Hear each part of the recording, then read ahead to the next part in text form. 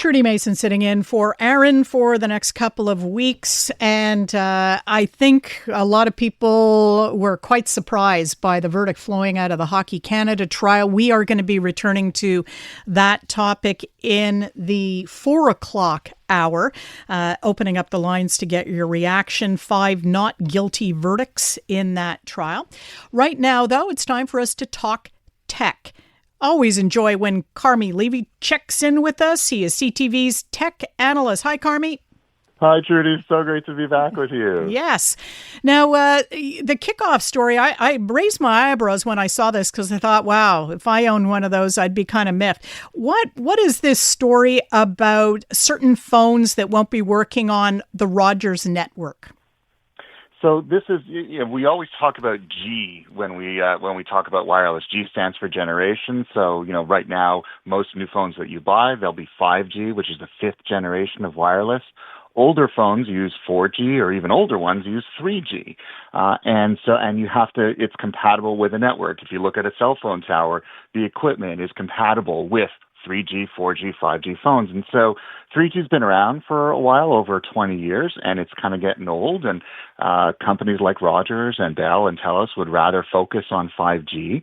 3G is not really a new technology anymore. And so they are retiring their networks. They're shutting down the wireless networks that support 3G service. And so if you have a new phone, if you bought one a few months ago and it runs 5G, you probably don't have to think about it much. But if you've got an older phone that does not use the newer technology, as of July 31st, Rogers will be turning off their network, we're already seeing Bell and Telus start to advise their customers across the country in various parts. Bell, for example, sent notices out to folks in Manitoba that they're going to start shutting down their 3G service soon too. And the problem here is if you have an older phone, it may not work on the newer network, but just as likely, even if you have a newer phone, the further away you get from the city, let's say you go up to the Laurentians, you go to the Cottage, you go to Eastern Townships, you're away, you're in a rural area, you know how, you have fewer bars, you don't have as good wireless coverage.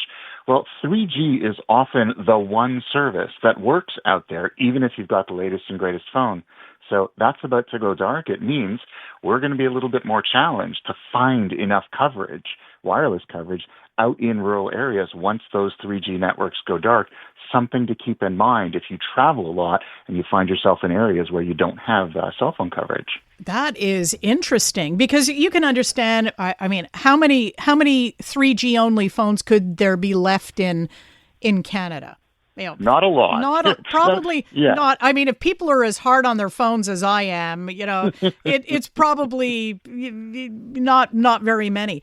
But if that's going to affect all of us in outlying areas, that is going to be an interesting problem. And it will be. I'm just wondering how the telecoms are going to deal with that. So Rogers has a kind of a tool on its website that lets you look up to see if your phone will support what's called Voice over LTE or VoLTE. That's a service that ensures that no matter what kind of phone you have, once the 3G service goes down, you will still be able to connect. And of course, if your phone is not supported and it's really that old, you may need to buy a new device. And so my suggestion, if you're a Rogers customer, go to their website, take a look at that, punch in your phone. If you're at a mall or you're near a store, it might be worth popping in and just asking them to have a look at your phone, just to be sure that you're not left sort of, out and about. And, obviously these are older phones, but in many families, mine included, your parents, your grandparents, your older aunt and uncle, they often have older flip phones that they haven't replaced in a very long time. Might be a good opportunity to take a look at those just to make sure that they can continue to use them after next week. There's a story in the news about the Mounties involved with a crackdown on an illegal TV streaming service. What's that story about? It was called Jetflix, and it was basically, it was this service. It was run out of Las Vegas. It looked and worked a lot like Netflix, except none of it was legal. They pirated television shows as they were streamed online. They used automated tools to steal them, throw them onto a server, and then make them available to subscribers. Tens of thousands of people subscribe to this. $10 a month, wildly illegal because, of course, they didn't own the copyright. And so they have been busted. They were just convicted, sentenced to, in some cases, 7 years in jail. And, the interesting thing here is some of those servers were located here in Canada. So the RCMP worked with the U.S. Justice Department to identify the culprits and bring them to justice. And I think this is an interesting one, right? Because we always thought about, piracy, things that we shouldn't download. We thought of it as downloading. Everyone remembers Napster. We were downloading music and downloading TV shows and movies. Well, this was a streaming service. It was the largest streaming bust in history. At one point, they had more content on it than Netflix, Amazon Prime, Hulu, and Vudu combined. Hundreds of thousands of titles. So really big bust. And even the software programmer who worked on it, he was sentenced to 5 years in jail as well. So they're sending a message. If that's the business that you're in, looks like the feds are coming for you. Now, speaking of Netflix and streaming, the newest numbers from Netflix, 95 billion hours so far in 2025. Wow. Yeah, so they had their earnings call last week, and it looks like it's double-digit increases year over year. We're spending more time than ever on Netflix. We're sending them more money. They've generated $11 billion. Those are U.S. dollars over the last quarter, 16% more than last year, and this is during economically challenging times. I guess we really want to watch content. What's interesting, though, is what's driving all of that increase is that it's the older stuff. It's Orange is the New Black and Ozark. That's what's driving about half of new viewing on Netflix. So we're kind of holding on to older content. We're spending a lot more time with it. We're binge watching a lot more things.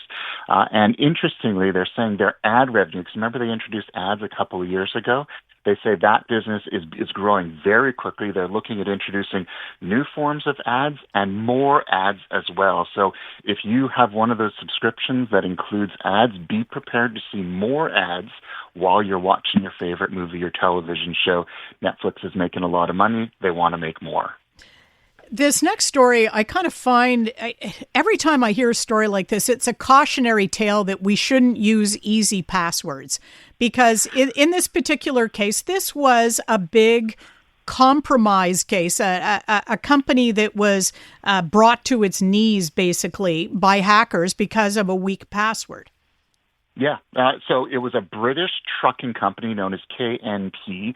They had 700 employees, 500 trucks on the road at any one time. And basically they were hit by a ransomware attack, which happens all the time. You and I have talked about them a number of times in the past. What was interesting about this one is they got into the computer system of this company by guessing a single employee's password. So it could have been the default password, password or 1234556, or it also could have been information that they learned from that employee's social media. Sometimes you post things you probably shouldn't, and they use that information to then break into the account. And so they broke into that employee's account, they encrypted the company's data, they locked all of their systems, and then sent a message saying, pay us or we will not unlock your data. Company didn't have the money. They decided not to pay it. They have now gone bankrupt. A 158-year-old company, 700 people out of work, all because one employee used an easy-to-guess password, and cyber criminals pounced on it. It is hugely tragic, absolutely heartbreaking. Yeah, absolutely.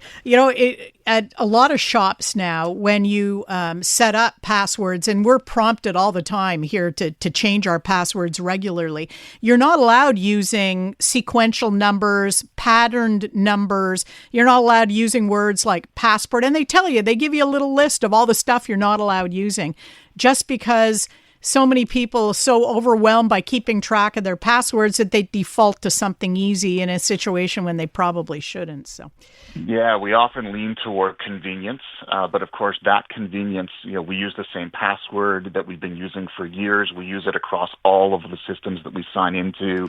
We make it easy to guess. Maybe it's our pet, maybe it's our significant other. We don't put in those special characters, or even worse, after there has been a breach, we then don't change our password passwords, so our passwords are in fact out there. It's almost like we're having the master key on public display. So we do things because of convenience. Nobody wants to be locked out of their account, but it significantly increases our potential, the chance of us being actively targeted and successfully attacked. And I promise you, it's a lot more inconvenient to recover from an attack like this than it is to just change your password up front or add two-factor authentication, turn on encryption, turn on all of those features that even if they get your password, they still won't get into your account because there will be other digital locks on the door. Take the time now to go into the settings and ask yourself, am I doing everything I can to stay safe? You've been warned by Carmi. Carmi, thanks very much for your time. Always great to talk to you. Great being with you, Trudy. Thank you.